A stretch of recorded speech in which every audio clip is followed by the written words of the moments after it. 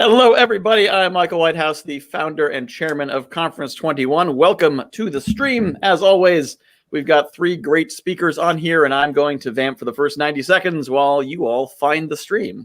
And then once you're all paying attention, then I'll hand it off to our much more interesting guests. So a reminder for those of you who do not know, these folks are all speakers at Conference 21, and you can find Conference 21 at conference21.com. It is this coming May 21st to 23rd. This link should now go to our new website, which was designed by, I've got to turn the right way, by Tarletta of Black Dragon Marketing, who is a sponsor of the event, creating our website and our promotional stuff, which is very exciting to have someone who's not me doing that. Always best to hire out people who are better than you with the areas where are your weaknesses. I think we're going to be talking about that, aren't we, Amy? Yes, sir. Segue. Set it up. So let's go around the room briefly, get some quick introductions of who these fine folks are that we are talking to. We'll go from Angelus, go around, and then Amy will start with the first topic. So Angelus, just tell us who you are, and then Steve, tell us who you are, and then Amy, tell us who you are, and start with your topic. Hello. Thank you, Mike. I appreciate it. This is Angelus Perez. My company is called Success Genie LLC. My wife and I are the founders of it, and we are mindset business coaches and trainers. And we are very good at what we do. That's good. My name is Steve Fredlund, and Vibrant Community Consulting is what we do. We have some different offshoots of that, helping specifically with small businesses, small nonprofits, but ultimately it's about community revitalization. It's about helping communities, organizations, individuals just become more vibrant, more full of life, more effective, and just trying to add to the world in that way.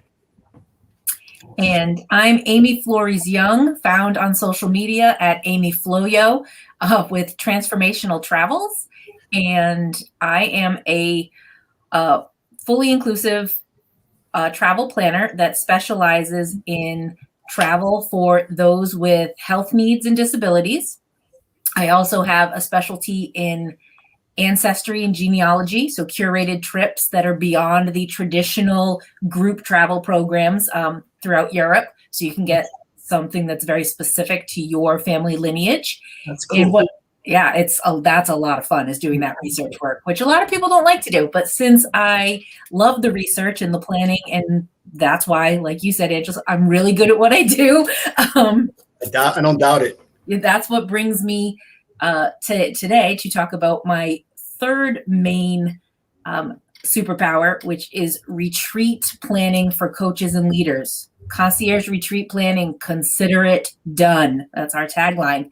So as Michael said earlier about the conference website, why hire help and not do it all yourself? What I tell people all the time, what I do, you can totally do. But it will take you probably, and this is a lowball estimate, at least triple the amount of time, at least, if not longer. And it's the same metaphors and things that we talk about all the time. What's the true cost of DIY? Your washing machine breaks, so you go to YouTube and you Google, or you Google the model, Kenmore XYZ drum, and see what videos come up and how to fix it. And then you go down that rabbit hole. Then you have to run to the store and you get the parts, and you kind of read your blueprint through it and try to follow the instructions the best you can. And maybe you're pretty handy and you're pretty good and it works out. Or maybe it's a Band-Aid, right? And you end up MacGyvering and duct tape, and then you're fixing it another week later and another week later. So you can take that metaphor, right? We hear them all the time. You don't become your own mechanic. You don't become your own carpenter. You don't become, whatever it is. So it's the same thing with travel planning. In so many people, the internet has been lovely, but it's also been a curse, kind of like WebMD. Right? You go down and you think you know what you're reading, but you're not sure you know what you're reading. And so I just wanted to bring a little bit of insight as to how those internet searches work, what third-party booking really means, because that actually just happened this morning. I found a great deal on .com. And, and like, what does that mean? So when you book through a third-party vendor, and that is all of those .com places, that is not direct with JetBlue, Delta, you know, the company, that third party like owns that ticket or that reservation. So, for example, and I'm just going to use Continental Airlines because they're not really in business anymore, right? So you buy a ticket on super cheap vacations.com for Continental, and then you get to Continental and they've rescheduled, or there's a COVID, or there's a cancellation. Continental can't help you because supercheapdeal.com holds your ticket, not Continental. So that's kind of the easiest way to explain it. So when the pandemic did happen, obviously all of these third-party vendor sites exploded, and people were calling the airlines and not getting the answers they needed. They were calling the third-party vendors, not getting the customer service that they wanted. So what is the true cost of doing it yourself versus having a professional assist you is not only the headache and the time, and there is that bit of knowledge of just because it looks great online doesn't mean that's what the site really looks like. Those could have been the pictures from their remodel 15 years ago that all looks new and fresh and whatever, but they haven't updated their pictures in 15 years, right? So there's so much that goes on behind the scenes with planning, especially a group trip like a retreat where you're bringing guests in under your brand, where you want to make sure, you know, that it's to the level that you expect and that all of those little headaches are taken care of by somebody else. Yeah, when you're saying that, I can summarize it. Yeah, I got a kayak line of the Orbitz ticket to a hotel, and there was some issue. Something didn't go through. We didn't have the credit card, whatever. And we're standing there at the desk, and the desk clerk's like, I can't help you. You got to call Priceline. I mean, Orbitz. I mean, whoever. Yeah. It was Priceline. But, you got to call. You've got to call them. And so I'm calling this 800. Like, I'm standing in front of a customer service agent who can't help me. And so I'm calling some 800 number, and I'm, getting some guy in Indoslavia or something. We're there for an hour and a half to get, and it turned out that the price I got through the discount service was the same price I would have gotten walking in and going to the desk saying, I'd like a room right now. So it wasn't even a discount. It was just they stood between me and them and found me a hotel that I already knew where it was and made it so I couldn't work directly with the. Yeah. So they're. Yeah. And imagine that you're doing it yourself. You're actually not. Yeah. And imagine that on a scale, especially if you're doing it not just from a vacation personal standpoint, but from a business standpoint. And you think you found this great deal. And sometimes there is a deal. And as an agent, I work with those vendors or those, the direct vendors, not the third-party vendors, to price match and figure that out and say, well, why is it listed as that? And then they'll explain, that price doesn't include the tax and the fees and the resort fee so you don't know what you're paying for too a lot of times until you get there, and then all of those little fees are added on, which comes out to the same price. And I'm a 24/7 person that you can call. As I am doing a retreat in Egypt. I leave tomorrow, and two of the people went earlier, and one of them arrived in Florida to go to Germany, which then she'll go to Cairo, and they were not going to let her on the plane in Florida because of the COVID testing. The timing was off because the Germany requirements changed, and they're different than the Egyptian requirements. But he was able to literally call me. We bumped her flight. She found an antigen rapid test in this dungeon testing site in Sarasota, Florida. And then she made the next flight out, and she's already in Egypt now. But imagine being in that situation and not having anybody to call. She probably would have been taking a breath and figured it out. But there's always someone here to support you and say, okay, we're going to figure this out. This is what's next, and work all of those things out. So there's peace of mind is worth every penny. And a lot of times, like Michael said, I end up saving you money off the base rate anyway, because if there's a promotion, or if I book for one and then I book for another and I see there's a difference, I can negotiate that and make a modification, where most people will book online and never look at it again. So you're like Michael, who knows a guy. Yeah. Well, I think, I know a place. I know a place. Yeah, there's so much. I want to go to a place that has this. I'm like, I know a place. That's me. Yep. Concierge service. That's excellent. I love that. I didn't even know that existed, but that makes sense. Yep. So Steve, go ahead. Yeah, I think there's a lot of peace that would come from that sort of travel and having somebody that you can call. I think, I've led 4 groups to Rwanda, Africa, and I know in one of those trips we were actually going through Nairobi, Kenya when it burned down.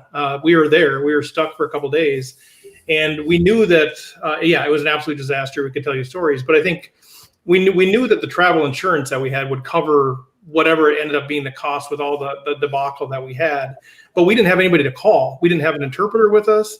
And it was an absolute disaster trying to figure out. We couldn't sleep at the airport grounds. It was an unbelievable disaster. So just the peace of mind, whether it's something like Africa or anywhere you're going, just to know that, okay, if something goes wrong, or if I have a question, I can just call Amy. Like, I think that peace of mind there would have been great, whether we needed it or not. Not to mention all the details when you're figuring out a trip like that yourself.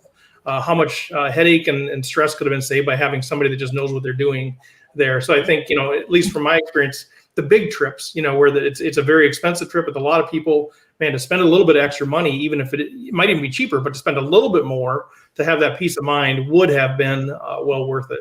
Yeah. Customer service, like we say, that's our biggest thing, is, again, a curated experience. It's not a cookie cutter experience.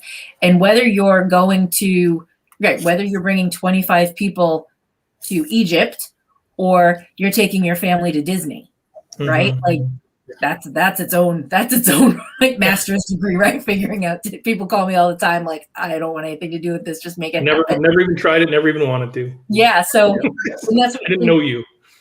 And most people might not know that working, and I can't speak for every travel agent or every travel planner. We don't travel advisor, planner, agent. It's all the same. I don't care what you call me. Just make sure you call me. I don't care what you call me. We call it. And then I also do, like, and it's at all levels. You don't have to wait for it to be the big once in a lifetime or huge group leadership retreat. Especially through the pandemic, I worked with a lot of families looking for something local, drivable, that might be a little more private and secluded. And it's the same thing, just saving.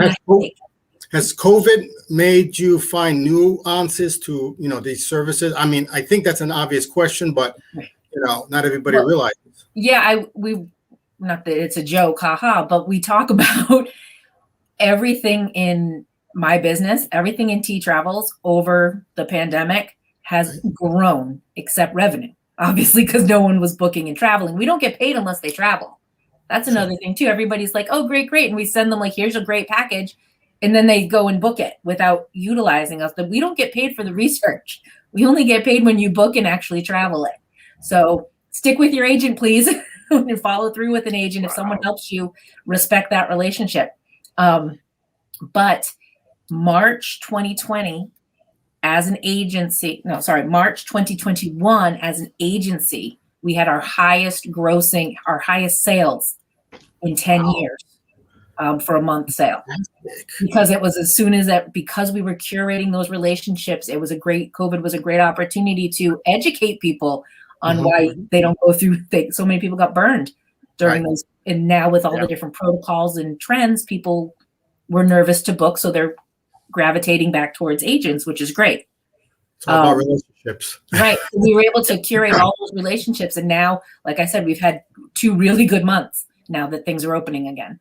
That's fantastic. Yeah, I'm thinking last time I bought a plane ticket, I was going to Milwaukee from Connecticut, and we ended up having to do a stopover. Because you're looking at these matrices on the discount on the aggregator websites, and I'm thinking I can travel a day early, a day late. I can drive up to 150 miles, whatever. And you can't always put in all the specifications. And I ended up flying from Bradley to Chicago to Milwaukee. I get there. Someone else at the conference is like, oh, you should have just gone to Logan because you paid $360 for a stopover. I paid $330 direct. And I'm like, well, it didn't show me that. So, after 3 hours, I still had the wrong answer. And I could probably have worked with an agent and, paid $310 and gone direct.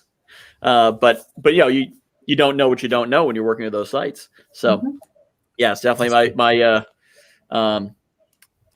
my wife's going to be doing more traveling and probably taking us with her on some of it.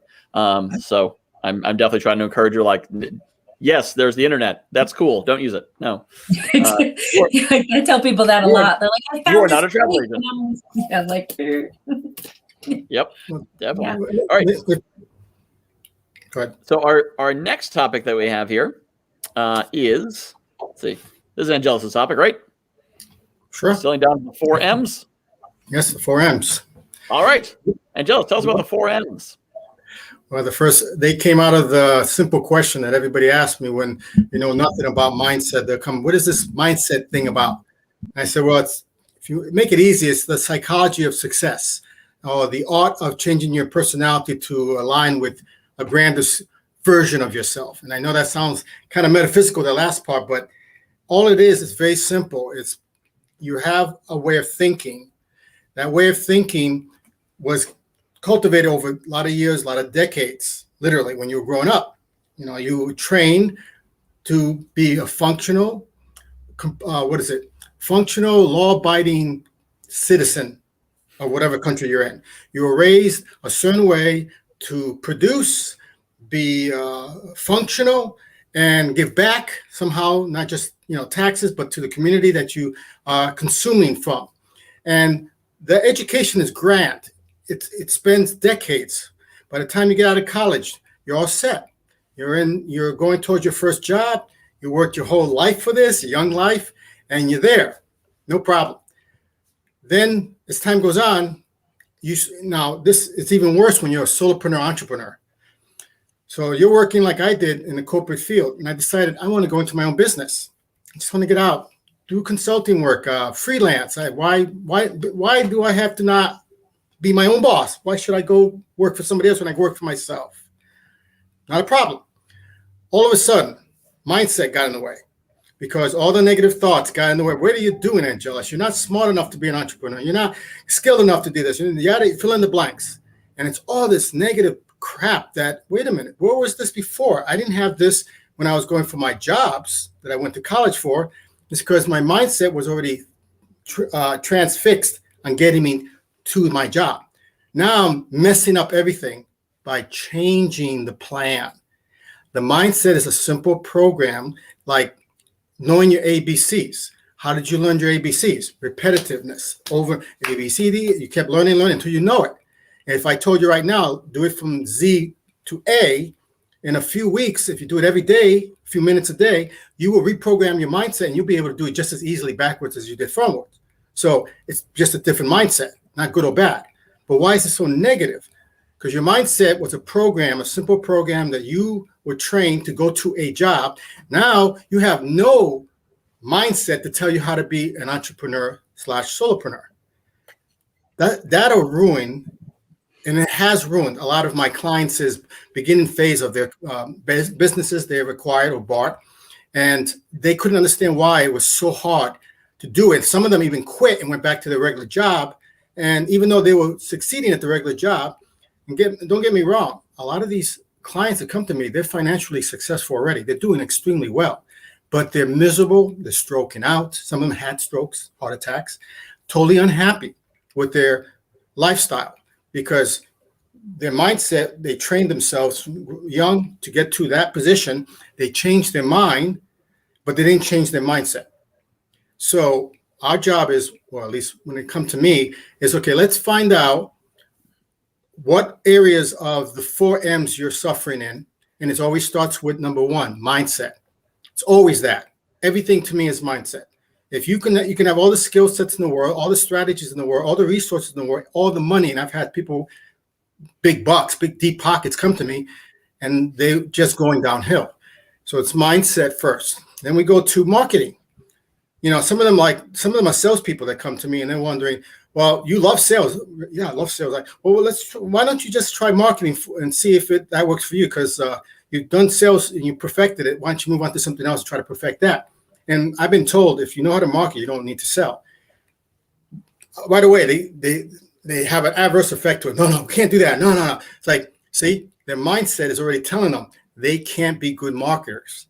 So it's always mindset first. And then we go on to money, finances. Again, you think, well, they're coming to me. They have good, deep pockets. They got an empire they created.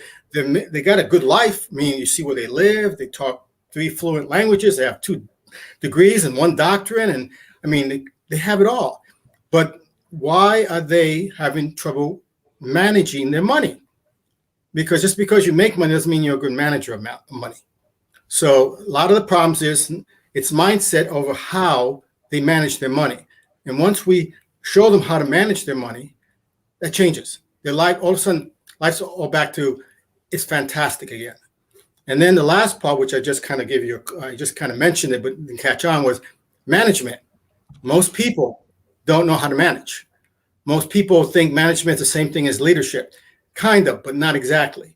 And if you don't know how to manage yourself, meaning keep yourself accountable, if you have a staff, keeping them accountable, knowing your business model and communicating that to your staff and employees or crew, and communicating your intent on a regular basis, it doesn't matter what else you have. And it doesn't matter how smart you are. It doesn't matter what your resources are. You will fail because management of yourself and your business is really number 2 after mindset. So this has been worked over like the last 25 years, working with people in executive C-suits, entrepreneurs, solopreneurs. And at some point we had like 100 things you got to do, your skill sets, your mindset, but then it comes down, we were able to get it a perfect 4 M's. And it doesn't matter what you do. If you do widgets, if you're a salesperson, if you're a director of a big company, if you're a solopreneur, it doesn't matter what your company is. If you can focus on those 4 specifics and nothing else, if you are just a struggling entrepreneur, you hit pay dirt. If you're already a successful entrepreneur but totally unhappy or stroking out or having a heart attack, this will change that. And people who have come to me and told me, listen, Angelus, what is your credentials? How these people, they're heiress to fortune. They have a doctor's degree. They have a working practice. It's making good money. And they're looking at me and it's like, what is your credentials? What can you do for me? And the first thing I usually tell them, well, I'm going to do an assessment. We're going to go through the 4 M's. And after we do that, which will probably take a half an hour, if I am not the one for you, I will do 2 things for you. I will send you to somebody who I think could help you, and I will tell you my credentials. But if I can feel, I'm assuming that you were sent to me, referred to me because you got this big hole and you can't fill it with all your knowledge, with all your worldly experiences, with all your finances and resources and skill sets. I'm going to assume that you have this big hole and you're hoping that somebody will fill it. And if you think I can fill it, you won't ever ask me for my credentials again. So after the half an hour, this happened 99 times out of 100. There was one time that I referred them to somebody else. They said, now, do you want to work with me or do you want me to advise somebody else? And nope, you're it. I never thought my whole business, my whole life, because it wasn't just his business, it was his social side, hobby side. Believe it or not, people need to wind down and be very, very creative. There was their spiritual side, their religious side. These are life grids that they're not paying attention. Their relationship to their wives or their significant others or their children.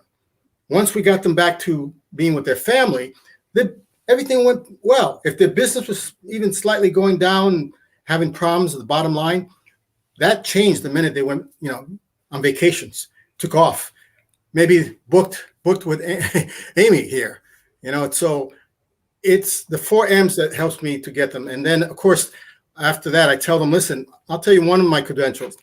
I have a PhD in street smarts. That's how I learned.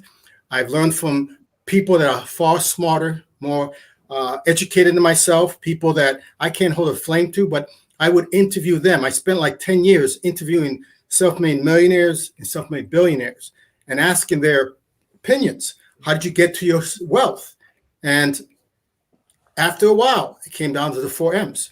And so everything stems from that. So when we work with your mindset, we find out where your mindset is if you believe, here's an example of mindset. It's very simple. People don't understand.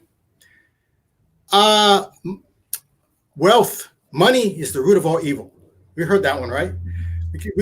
Money doesn't grow on trees, our parents used to say, right? In fact, it does. And you have that unconscious belief of that. You don't even know it's just running in the background. Now you're trying your very best to make as much money as you can. And maybe you get to a certain point, it's looking good, and then boom, it goes down. Try it again. You're almost, getting there, boom, self-sabotage, and you don't know why. Because you can't create something positive out of something negative. If you have a negative mindset that's telling you that, and you truly believe for whatever your upbringing, education, whatever, background, money is the root of all evil, how could you consciously go after money when you know it's going to make you evil? It's so subtle, nobody sees it. It's insidious, but it's not evil. So once we train them to replace that mindset, what if money is the root of all goodness? What if the more money you got, you could be more a philanthropist, more pillar of the community, more giving, because money is just like alcohol. The more you have, it's giving. Whatever you are inside, it's going to make you more of that. So if you're a giving person, more money to make you giving. They love that idea. So we help them train that through NLP, which I'm certified in NLP. That's neuro-linguistic programming, hypnosis for the layperson, and using repetition, like we learned when we were growing up. Once it's changed, it's like night and day. Literally overnight, I've seen people 4 hours after they've replaced the old mindset with a new, they got new clients, new business, new everything in their life. So that's what I recommend for everybody when they're coming to talk to us. We give them a taste of it and a free consultation. And if that doesn't sell them, then I have videos on my YouTube channel that kind of go more details of what the mindset is. So I said, go kick the tires, take the car around, spin, and see if you are still interested. If not, I can, again, no hard feelings. I'll refer you to somebody. I know a lot of people, like the people on this call, that can help you. And that's how we do it at Success Genie. Yeah, I would say about the money is the root of all evil, because the actual quote is the love of money is the root of all evil, which is a huge difference. And it's, there's so many of those quotes that people live by, and they finally learn they mean like blood is thicker than water, which means the opposite of what people think it means. But it's not money. Money is just a thing. Yeah, it's exactly chasing money to the exclusion of other virtues that is the root of all evil. But you can have perfectly good rich people. Right. Exactly. And that's the problem, Michael, when they talk, when some people do come to me and they have that concept that whatever reason that money will corrupt you, absolute power corrupts absolutely and all that stuff. It's the thing is, again, when I refer to being drinking, if you are happy drunk, you ever seen one of them? The more they drink, the more happier they are. If you giggle when you're normal, and you're going to giggle more when you're drunk. If you're a nasty person, personality-wise, before you drink, guess what? So we have to get them to the mindset that once we find out, because there's other mindsets that keep them back, but that's one of my the famous ones that come to me often. And I say, well, you have to understand that you're a good, generous, giving person, and your company can do so much good in the world. And where there is no substitute for money. I mean, there's everything else, this might be a substitute for, but where money is needed, there is no substitute. So you still need it to live. You still need it to clothe yourself, put a roof over your head, take care of your children. So how can it be bad, wrong, evil? And it's not the love of the money you're looking for. It's the love of the lifestyle that you think the money will bring you. So we educate people by training their brain to say, forget about your business. What? I can't, forget about your business, because you're going with the idea, if I take this business and I work hard and I do all what I'm being told, that someday in the future, if you, God forbid, make it there, you'll be rewarded, fruits of your labors. You'll take that vacation. You'll do all these great things. No, we reverse it. We get you to give us your ideal lifestyle, and we force you to live it now, and then put the business around the lifestyle. And if the business is not doing well, it's because you're not focused on your lifestyle. But the minute they focus on their lifestyle, they're living their future right now, and the money's magically coming without any love for it or effort for it. It's amazing. And, you know, that's my friends who are on the science of studying quantum mechanics, they have a scientific explanation for that, but I'm not going to, it's too in depth with this talk, but that's what we like to do. We want to get you to take a trip that you've been attempting to do for years, and I don't have time. That's a mindset. Let's do it now. And then when they come back from the trip, I've had some of my clients make more money when they took their trip. I haven't had a vacation in 10 years. They go take a vacation. They come back in a few weeks. They made more money. I said, I had one client, loved to make beer, wanted to make beer. That's all he wanted to do on his free time. We helped him to set up making beer in his basement. Now, every time he makes beer, it's a prerequisite. He said if he wants to make more money, he goes to make beer. It just, like magic, his business performs better. And I think the only way I can describe this so people understand, the brain is made up of, some people say 4 to 7 parts. I don't care. But Google it. But every part, if you give it a time to rest, another part will take over. And each part does a different thing. So let's just say this is your family part, and this is your business part, and this is your creative part, your hobby part, this is your religion part, this is your society part, this is your relationship part. When you give the other a rest and you go to another part, so your brain is working, when you come back, that part of the brain is so refreshed, and it's taking ideas from the brain that you were just using. So a person doing something repetitively for hours has been proven. If a person's working 10 hours straight, they are not as productive as somebody's working 6 hours with breaks. It's been proven. So, I mean, have any of you come across this before?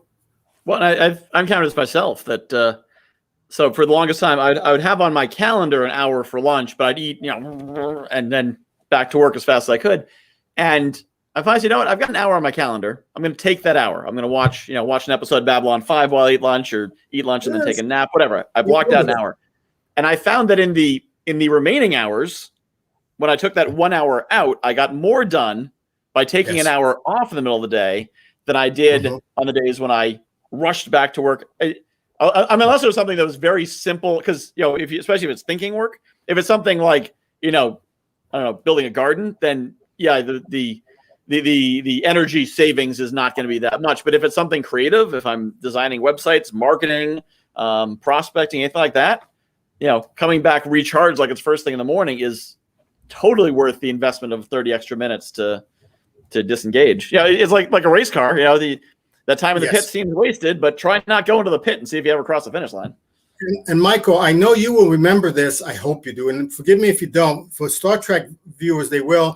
The old one with William Shatner, they went to a planet, and the planet it read your mind. So everything you thought of, it manifested. And if you wanted to joust a knight, you joust a knife. If you wanted to fight with a samurai, you fought with a samurai. You want to pet a tiger, so on.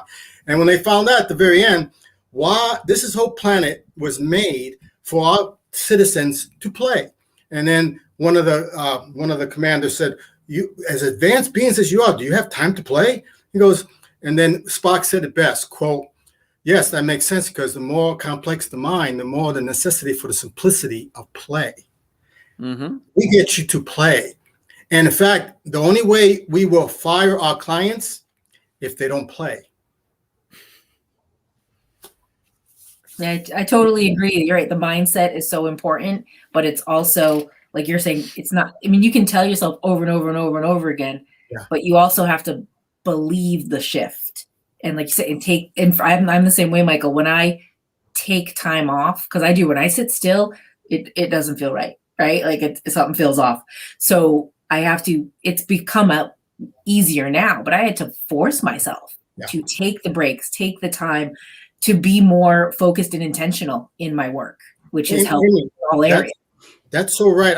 And with our clients, see, we try to guide them. We don't want it to be painful. In fact, if they're not having fun in the process of learning, training their brain, we won't do the course. So basically, to fight that, we get them to do it in small steps. So their brain, just what you're doing, but we do it with a reward every single time. And we show them, train your brain that changing is a good thing. And this is how you're going to do it. And we go through little exercises, but the brain doesn't like massive change. Doesn't like change. It hates it. And then it's like you go cold turkey. You want to, no, I can't take it. No, it's got to be painless and it's got to be fun. Every aspect, learning, training your brain, going on a trip, your family. We've brought families who haven't spoken for decades back together because our client will go out and realize that he or she had a mindset that their family caused them their pain. Their present pain is all due to them. If I can just tell them off, I'll be better. And then we realize that won't work. And you never be better. So how about talking to them and forgiving them? That's impossible mindset. And then one day it clicks. Do you forgive them now? Because, in fact, I got to give them a call because I feel so bad. I haven't talked to them in 10 years. And after that call, they're coming together for the first time in a family gathering. That's the power of shifting your mindset. There's nothing wrong, by the way, just want to make it clear, nothing wrong with your mindset. It's not good or bad. It's just a tool that you created, a program on your laptop to get you to something and do something. At some point, it's useless. It's got to be upgraded. It's no longer needed. Then you put in a new app. That's all it is. Say Angelus. So I've got a couple of questions. So, I mean, you have these seismic shifts in mindset that I think are big for a lot of people, right? Moving from the corporate world, wherever, imposter syndrome, these things that you're talking about, these are big, like seismic shifts that we need to overcome. And then there's sort of the marginal piece of it. I'm curious if you do work on any of that or what your advice is. So I'm a poker player. I've got a poker podcast. I interview people that are actually, focused on helping mindset in the game of poker because we don't make rational decisions if we're not in the right frame of mind. And so, one of them is really an expert in sort of that getting your peak performance, like getting that extra from 97 to 98% and how to get your mindset right there. Another one talks more about like the being present, right? Like really just being present. So maybe share a little bit about that in the context of, owning a business, running a nonprofit. How important, not those seismic shifts, but those sort of day-to-day tactical pieces. Here's an example. I'll use one of my clients because he's one of my favorite students as well, because we sometimes have students and we have clients. There is a difference. And he's been both. All he wanted to do his whole life, the only thing he wanted to do was play golf a couple times a week. And if he can have that and maybe go to the casino and play and make some money as he's having fun doing it. Remember, make while he's having fun, not lose, because when he loses, he's not having fun.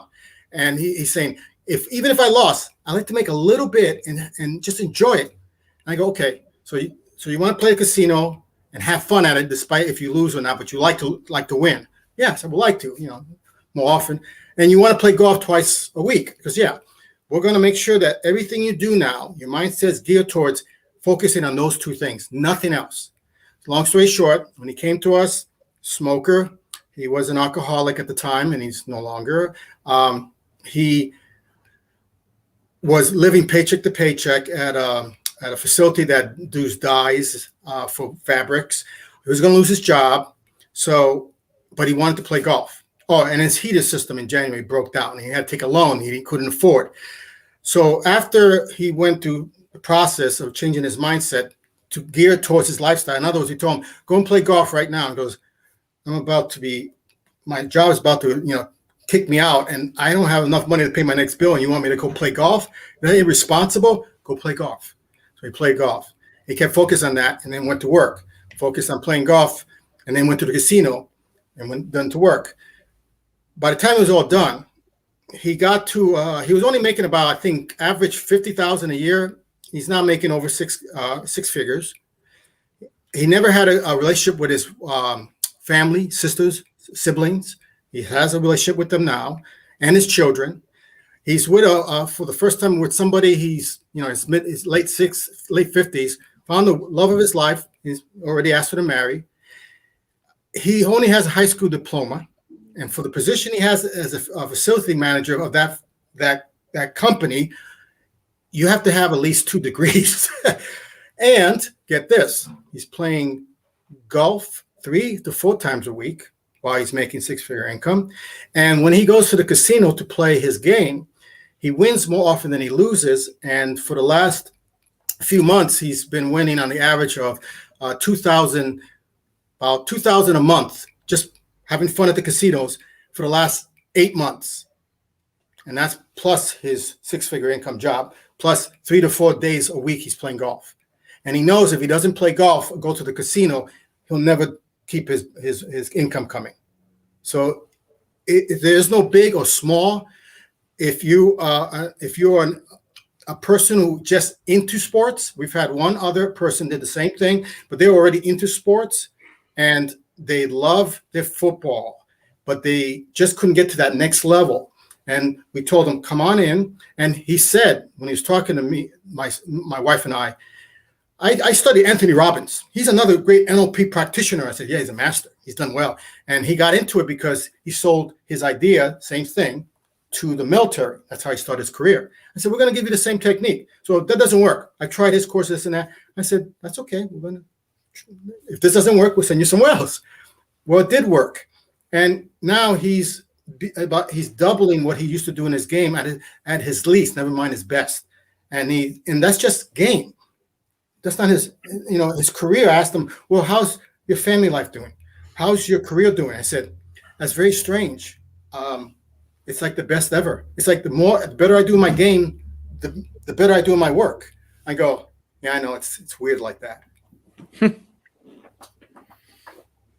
Does that help, Steve? Did that answer give you a good idea how mindset helps the athlete? Well, I don't know if we have time to get into the details. I was actually trying to get more detailed around like what does, really practicing like being in the present, what does that work? But that's a whole nother discussion. So no, that was a good example. But I was thinking, put it this way, how do we get into the present? And so Steve, we have about 10 minutes left, and we can either go to your topic, or you can keep asking Angelus questions about his topic. Which would you like to do?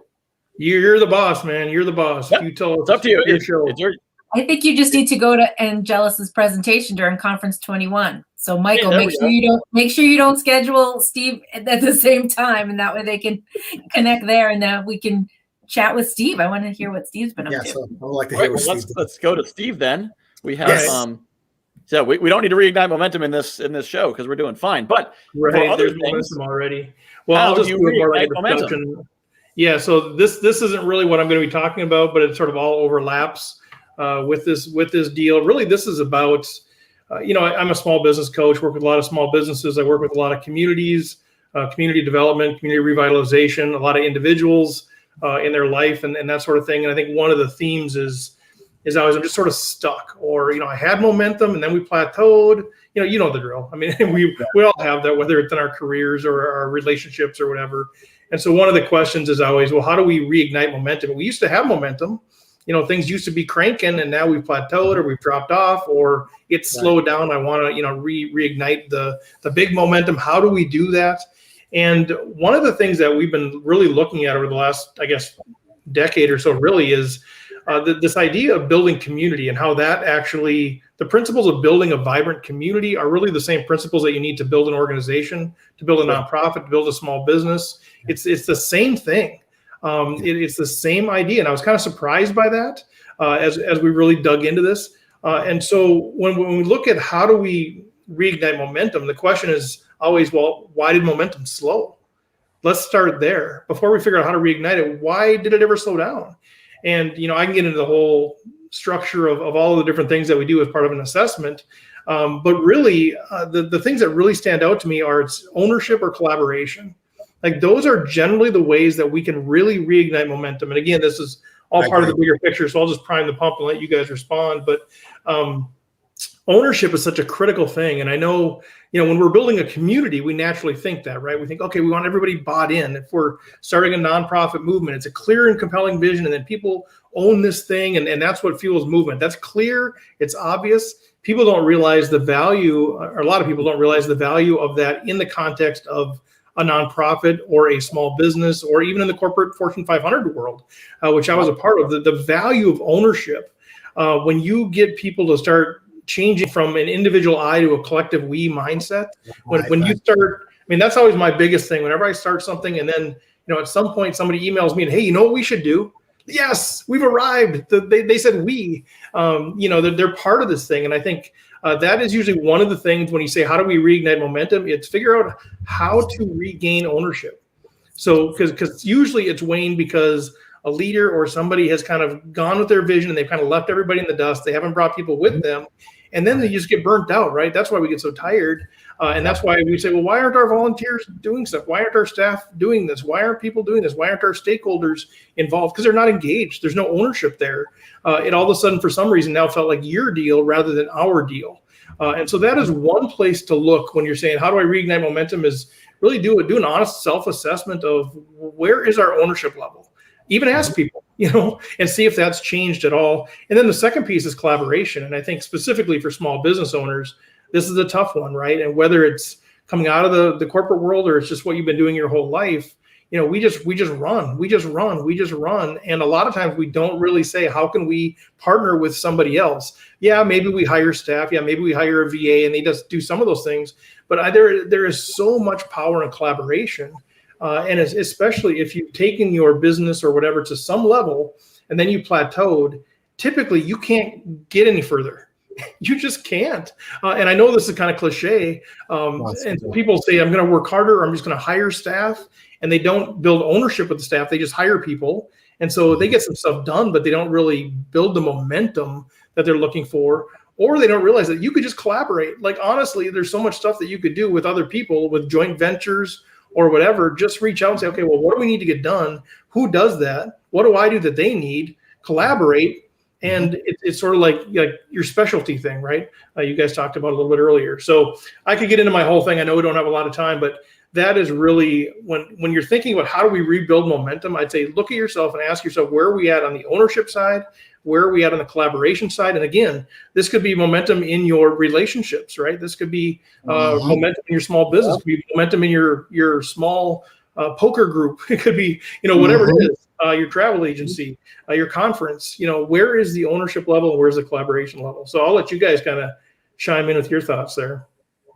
You're right, Steve. I like what you said, because that is so important. Referring to that gentleman who liked playing golf, he basically said, okay, how am I going to connect with these people? I don't know how to talk to them. I don't know how to say, well, you got to think like a leader and manage like a manager. And he didn't understand that. I said, same thing what you just said, Steve.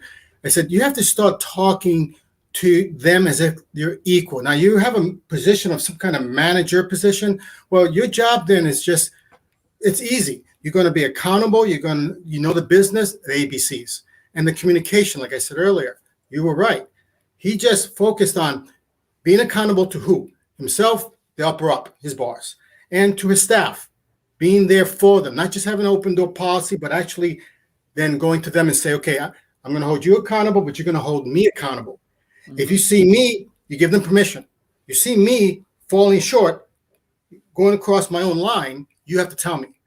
And then you're creating a better bond. Morale goes up. And then before you know it, what you're describing exactly, Steve, is what causes a company to hire individuals who they can't afford at their pay rate. What I mean by that is we went to the UI company one time and they were being laid off. When we got there, no, just prepare them to get another job. You want us to coach them to get another job? Because okay, but you're not going to keep them for any reason. No, we already told them officially, come to work, use your computer, look for another job. I'm like, wow. Okay, well, I don't believe in that. It's not my mindset. So we said, we trained them to and morale was low. They really hated coming to work. They didn't like each other, and especially the managers and the boss. But we trained them to change that mindset. They took pride in what little time they had at the company. They worked harder, not because They were told to because they felt it was their accountability towards each other. And long story short, nobody got fired. Nobody was let go because they produced so much. Their quotas were like almost 2 times more than the best in the past. And they asked us, what did you do to them? I said, I got them to love and take pride in the company where they're working more for you than you can afford, because some of these people stayed after they punched out. Some of them came in, did work, then punched in. And the company can't afford that overtime. The company will not pay for that time. They said, we don't want to be paid. We just want to, come in and support, make sure the company is doing well. The manager, the director went, and it's everything you're saying, Steve, because if you can get them to love what they're doing, they will work for you in ways that you cannot pay anybody, no matter how much you spend. You will go bankrupt in trying to get professionals to do it without you having them accountable, having them communicate to you, and letting them know this is the business structure. This is a community. Thank you, Steve. That was perfect. And Steve, as far as like the joint venture piece, I think sometimes as small businesses, we get caught up in the competition, or we do the same thing. And I don't want to, it was interesting. I reached out to someone that I had met in a Facebook group, a networking thing where we do very similar work. She has a huge retreat based group. And we finally connected today, just this afternoon. We finally connected with a really quick phone call, and come to find out she kind of runs more of a training on how to do your retreats. So in some ways I would be like, well, she's doing this whole course so people won't need me. She's training them. And then as we talked, she said that she's like, I want to educate. I don't want to do the back end stuff anymore. She'd been a traveler, so by taking I don't want to say risk, but taking the risk to connect and really find out what she's working on. Right. She was actually working on transitioning out of the organizational role and moving into more of the greater education. And you're right. Some people are going to take that, like I said earlier, and be able to do it themselves. Some people are going to be able to take that training, get a realistic expectation, realize they don't want to do it themselves, and need someone like me. So we are going to next, like she's not ready to launch yet or whatever, but now we already have that connection where I'm going to be able to support her educational piece with like as in the field feedback. And she's going to be able to offer another layer of support for her clients and her students. Absolutely. And then she'll be able to offer me through that relationship, potential lead generation. So you're right. It's like, don't be afraid to reach out to competitors, similar or different, like you're. I think that's huge. I mean, because you have this natural way of working together. All ships rise. Mindset piece. Get rid of that scarcity mentality and say, all right, let's do this thing together. Even if they are a direct competitor, well, just because you don't recognize that they are doesn't mean they're going to go away. You might as well reach out and see if there's a way to do something and find your niche and say, all right, well, let's do some things together. We both have a network. And that's what a lot of people too. They feel like, oh, well, they're a direct competitor, but they might be a direct competitor. But what happens when they're full? Correct. No, that's 100%. I have somebody that I know that's an architect. He said, well, I don't want to connect with those people because, whatever. Like, okay, well, what are they going to do when they are full? They're going to be looking for somebody that's going to need some help with that sort of thing. And you can be there to catch that lead. Like, how hard is it to get things? So I think, at the end of the day, I think collaboration is so huge. And I know it takes a little bit of time, but it does grow your business. It does accelerate your business in pretty huge ways. Well, actually, so I sort of similar to Amy's that. So I'm expanding into relationship coaching. I mean, honestly, the coaching that I've been doing for 20 years that got me into formal coaching was mostly relationship coaching, a bit of mindset stuff. And then, of course, I got into business. I'm like, business coaching because business. And the more I've done, I'm like, I think really relationships is where that's what I've been doing for a decade, 2.5 decades. And I have a lot more experience in relationships than business because I've been doing relationships longer than I've been doing business. So, and I've seen it done every wrong way possible and a few of the right ways. And that's I would send my client to if I feel that, okay, they're suffering in the relationship department. I have a lot of coaches that are on my Rolodex that I will send them to because everybody does something differently a little better. But what was great was, so I joined a relationship advice group on Facebook just to kind of, because you have constant people asking for advice, and it's a great place to practice rapid fire. And it's like, yep, I still got it. But then I joined another group, and the first person I connected to that group was another coach who seemed to do something similar to me and was better at the marketing side. So my first thought is, I don't have anything to offer this guy because he's doing what I do and he's better at it. And then the more we talk, the more he says, well, I know what to do, but it's really hard to keep myself motivated and stay on task. And I really like to have a partner with anything I do because then I'm accountable. We keep each other accountable. And then he's like, yeah, I can't coach relationships at all. I've been divorced a few times. That's not my gig. I hate doing relationships, but you can, which means you could be the person doing the product. I can do the back end work and figure out how to put it together, and we can collaborate. And I'm thinking, half of something's better than all of nothing. So let's get into this. And so, yeah, we've been on the phone 4 or 5 hours in the last 2 days, I think, diving into this. And it's because, and part of it is both of us walked into this and said, I'm here to give. I'm not worried about, because that's it with a lot of people go into business and they're like, well, I got to have a contract to be ready to make sure I don't get screwed. And yeah, if you're investing $7 million in a project, you better have the lawyers ready. But if it's, I'm putting in some time, you're putting in some time, I'm putting in some skills, you're putting in some skills, then you go in to give, both people go to give. If it doesn't work out, you walk away and you've wasted a little bit of time. Sure. But you have a much better chance of winning the collaboration if you both go in to help each other as opposed to what can I take? Exactly. And it's much easier too. So, if I get screwed in the collaboration, but it's certainly better than getting screwed in your head for the entire duration of it. Yes. Eventually you miss all the chances you don't take, right? Yeah. Wouldn't you rather live believing everything's good for the longest time? Yep. It's called, in my company, we call that a dream team.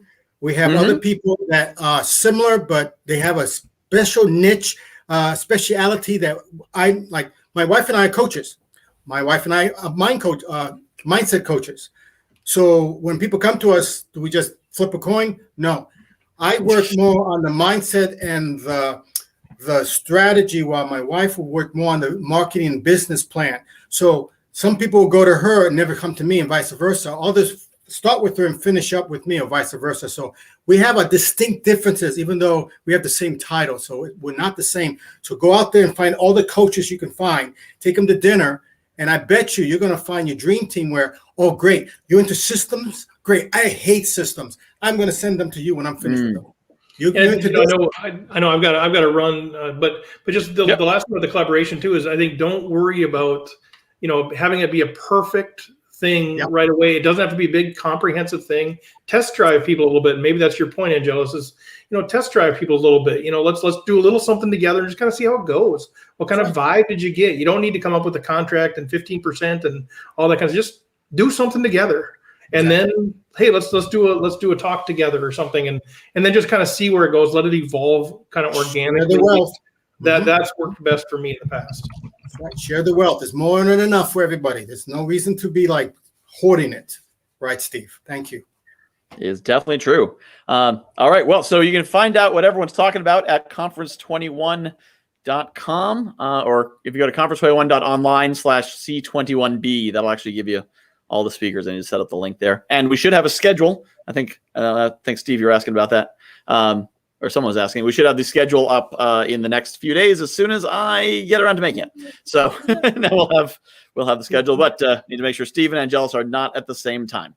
But thank you all for being on the show. And ordinarily I go around and ask everyone what you'll be talking about, but it's already 3:04. So I'll let you all go. But people can go to the website and find you there, and just come to the conference, and you'll be pleasantly surprised to hear what they're all talking about. So thank you everyone for being on. And our next weekly roundtable is Tuesday at 7 p.m. So join us right here for that.